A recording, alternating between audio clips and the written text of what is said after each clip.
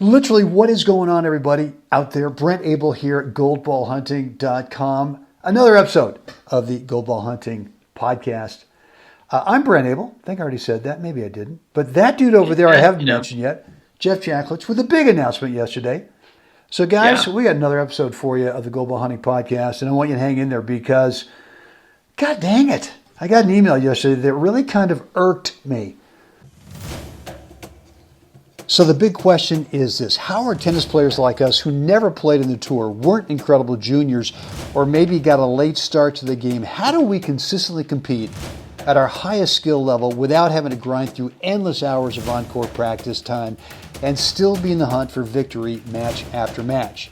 That is the question, and Goldball Hunting gives you the answers by helping you eliminate your skill level range so that you build a strong foundation of confidence. My name is Brent Abel, and along with my biz partner, Jeff Jacklich, welcome to Goldball Hunting.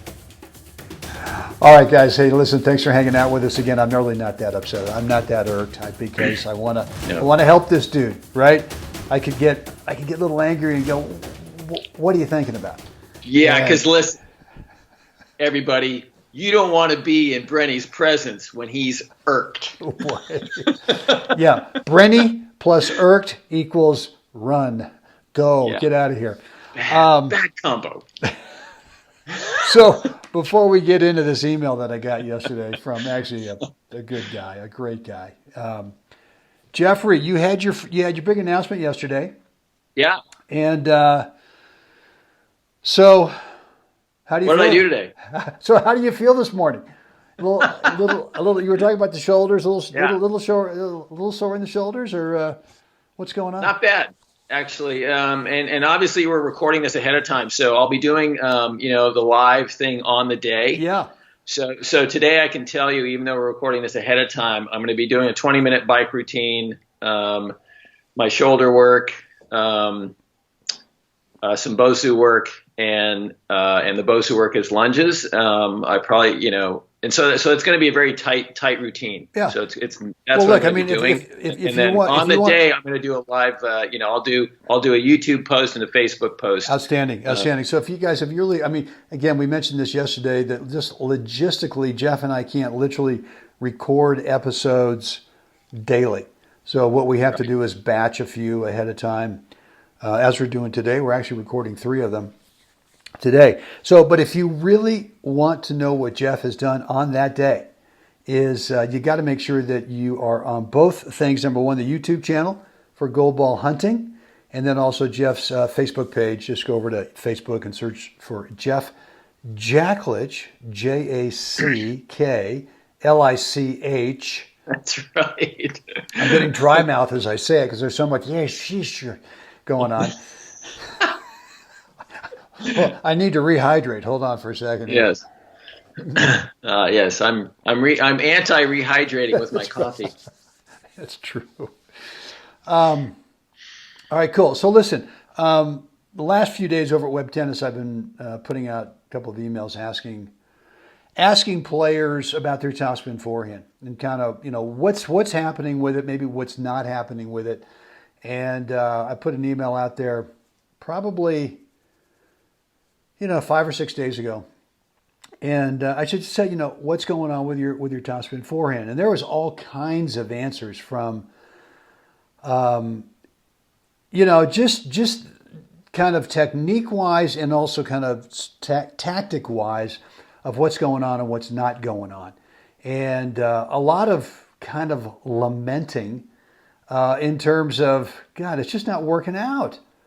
And so the whole reason I'm doing this is I want to do a webinar. I want to do a online workshop soon about kind of 3 secrets about the topspin forehand and kind of what I learned from Mr. Stowe, what I tried to do to butcher what I learned from Mr. Stowe, and then how I kind of came back to reality in terms of really thinking about the topspin forehand way more tactically than so much technique, because the more technique you try to layer onto a topspin forehand, the more you pigeonhole yourself into this thinking, well, that the only way I can actually compete is by sort of, it's almost like a one-shot Right. wonder. It's just like a one. And so players end up going out there and drilling this thing in hopes of, well, maybe someday I'll perfect it, so that if you're right-handed, any ball that ends up on my right, oh boy, I get to do something now to end the point. Right. And it just doesn't work that way. And then I put out another email just a couple days ago, Jeff, and I said, look, if you went over to YouTube or to Google and you were searching for help on your topspin forehand, what would you literally type in? What would be the search term or the search phrase that you type in? And one of the things I got back was from a guy that I know, I've had some coffee with, a great guy who loves, and he's a good player. And he wrote back, well, here's what I type in: how to get heavy topspin from my forehand. And so I wrote him back, and I'm not going to mention his name because it just wouldn't be right. It just wouldn't be right. But anyway, you know who you are, and we're going to get this thing fixed when we have coffee when I get down to the desert. But he wrote, and I just wrote him back and said, well, what are you thinking about with the word heavy? And he said, well, I just want to get the ball up. I want a big bounce up and out of the strike zone. And I wrote back and just said, well, what if the guy, takes it on the rise? It won't get out of the strike zone then. I mean, better players can do that. I don't care how heavy, the rest of us, if you're 60 years old, Right. you're never going to Rafa like that forehand, that topper. You might look like Rafa, but it's not going to have the same nastiness that Rafa does. So I said the better players, it's not going to bother them. They're going to step in, take it in the rise, rob you of time. And then some players might actually go, oh, okay, well, here it comes. I'm going to back up and let it dissipate and then drop into their strike zone, right? So it never Right. really gets up. But you are right. There are some players that you can cause some problems with where a nice high quality top bounces up and gets out of their strike zone.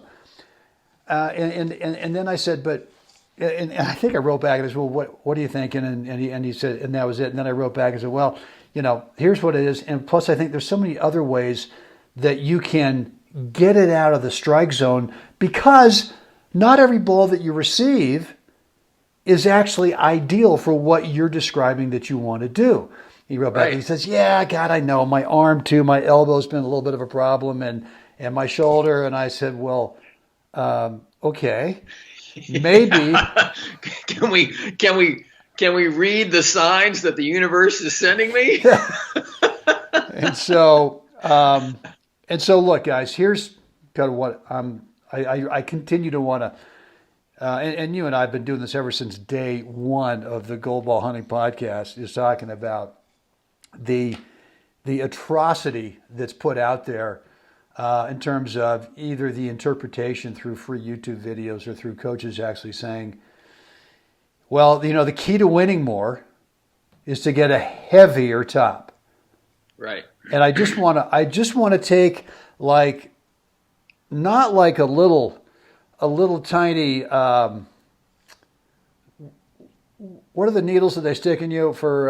Acupuncture? Yeah, not that little thin thing, that little thin one. I want to take a horse needle, a big thick one, and just stick it in my eye when I hear this, because, God, it's just like the biggest load of horse crap that I can think about. I mean, I agree. It's ridiculous. I think it is. I like to.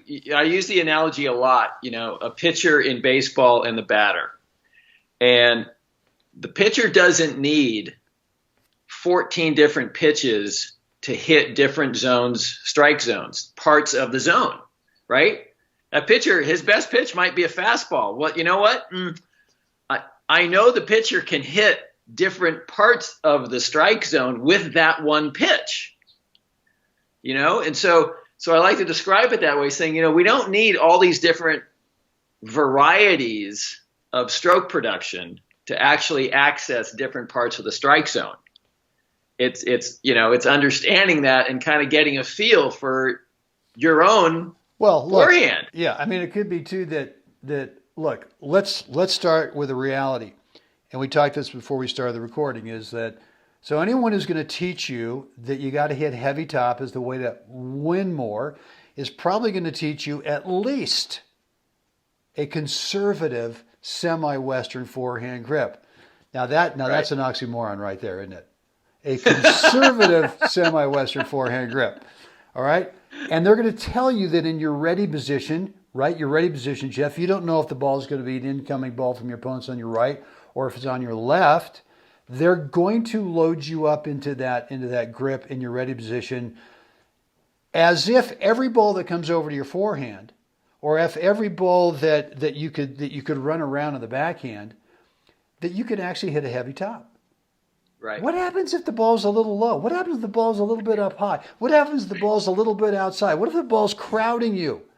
Wait a minute, Brenny. It sounds like, what if your opponent actually is capable of getting the ball in the areas of your strike zone that you don't like? Well, golly gee willikers. That could be a problem, I guess. So here's what happens, guys. I know, here's what happens is if you're starting off with that grip, and I've seen a lot where players are so determined to hit a heavy topspin forehand that they're crushing the grip in the ready position, not knowing what they're going to get. The white knuckling, right? It's like the alabaster across the top, right? The alabaster of the knuckles across the top. There's no blood flow. Blood flow has been cut off. They're gripping tight, right? Right, and it's what's that? It's Reynolds, right? Where it's that. You know what Reynolds is? Where people's they have this thing where the blood circulation are so bad. And I mean, it must be horrible. I'm not laughing about it. I'm just saying that it's white. Right. Kind of this pink white. Well, the knuckles are doing that in this grip. Right. And then when it comes down to the ball, they're just crushing it. They're just crushing the grip. And there's just no available potential of racket speed to get in and out of contact, which, by the way, if you got a semi to full Western grip, you better not dawdle at contact because it's not going to be pretty. So what am I saying here? I'm saying that you can generate, and I'm not going to use the word heavy because heavy just gives the wrong image of what we're trying to do out here. You can get a really high quality top that has bounce, that gets up and out of their strike zone with a full-blown Eastern forehand grip. There, I said it, all right? Right? Infidel in the temple, you can hit high-quality top without a semi to full Western forehand grip. I'm sorry. Yes, you can. And you can be... Thank you. Okay. and gosh, I've actually hit a high-quality topper with a Continental grip, too, as well. Maybe not quite as easy, but that's the way I was growing up. I grew up with a Continental grip. Look, I mean... If you've got if you understand the right spacing, you understand the right relaxed grip tension, the grip's not that important if you want to hit a high quality top. Now that I've got the Eastern forehand or maybe the Continental, can I hit other shots that get the ball with my forehand, that get the ball out of that guy's strike zone? Is the up and out the only way? No. Why can't I play a shot that plays underneath his strike zone? Right. I can. Why can't I? Yeah. Why can't I stretch the guy out and get it out of his strike zone? Why can't I play like a little shorty dropper and really get it out of his strike zone? I can't. Right. I can't. So look, guys, I want you guys to stop thinking that topspin is like semi-top is just like wimpy. Right? It's just not, it's just, well, you know, the more top I can generate, the better. All right. Well, my buddy who sent the email, you know, the universe was trying to tell him something, that his elbow had gone, boosh, right? Maybe it was his wrist that had gone, oh God, that hurts, you know, or the shoulder or the lower back. I mean, there's so many body parts that we just destroy with thinking that we got to hit heavy top to get it up and out. And look, my idea now of hitting a topspin on my forehand that gets up and out of their strike zone is I'm not thinking about trying to get a heavy top that snaps off the racket and explodes off the court. I'm actually thinking trajectory. And the reason I'm thinking trajectory is it's kind of a semi, kind of a looper that even if it has like 1 or 2 rotations, the trajectory is still going to create the bounce I want. And guess what? If the guy backs up, I'm coming in. And so it's tactical. It's tactical. It's not just pure stroke production. So that's my little rant today, Jeff, on the... Good rant. Yeah, and we started this rant, by the way, episode number 1. Today's episode number 289. 289 days ago. This is one of the things that we just talked. I mean, it's probably the most common topic that we just rail against. And you know, putting it all in like the real time perspective, you know, and you can go anywhere and find out the stats on this. That Rafa hits his forehand somewhere, you know, in the neighborhood of 5,000. You know, RPMs. That's his rotation. That is stinking violent. Fed is somewhere around the 2,500 to 3,000. That's the difference between their average rally ball. About half, right? About half. That's Fed. Half. And that's stinking nasty. And listen, Fed's obviously is like, you know, best ever. I don't know, right? The variety of his forehand, right? And so now let's bring it back down to, you know, a 60-year-old. The rest of us. Right? Right? So, I mean, it doesn't take, like you said, it doesn't take heavy, violent rotation to make something great happen with the ball and to be able to get the ball to go, you know, up and down, to arc, to be able to shape the shot. Let's just put it in those terms. All we're trying to do is shape the shot to make the ball end up in different parts of the strike zone. That's all we're trying to do. And so it doesn't take a violent stroke or, you know, violent topspin to make that happen. Yeah, no, and the whole thinking about a heavy top, more top, to me says that you're not thinking about what you and I have been talking about the whole last week. Is that winning is about 2 things. The formula for winning is about 2 things. Number 1, shot choice. Pretty much where do you want the ball to land over there? And number 2, where are you going to move next on the court to add another layer of degree of difficulty for your opponent?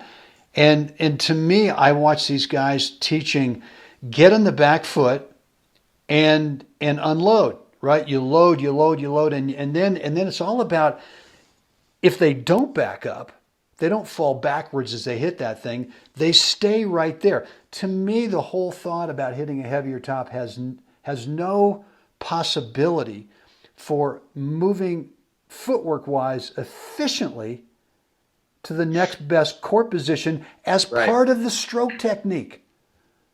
Right? I mean, when we talk about serve and volley, do we talk about you have to crush your first serve? Right. I mean, that's why, I mean, to me, I was always, you know, with Roddick, guys were saying, well, with that serve, why doesn't he serve and volley more? And I said, well, look at the serve technique. Yeah, he's got the big bomber, but there is no way in hell that his technique affords him the efficiency to move through and to get to the next best court position, which is 2 or 3 steps inside the baseline to split and then do whatever. Well, it's the same thing here with these strokes guys, is that if you get too technical, your whole focus is going to be, that's what wins. And guess what? That's what doesn't win. It just doesn't. Right. So, all right, listen, I'm done ranting. I lost about 3 pounds on that rant. Sweating.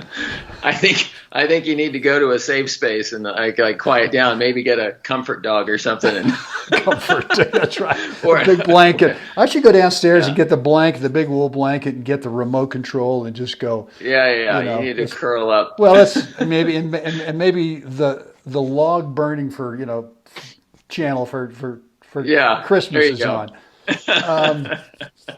All right, guys, listen. We want to help you. What's on your mind? What do you want to work on with your game? What's kind of that one thing?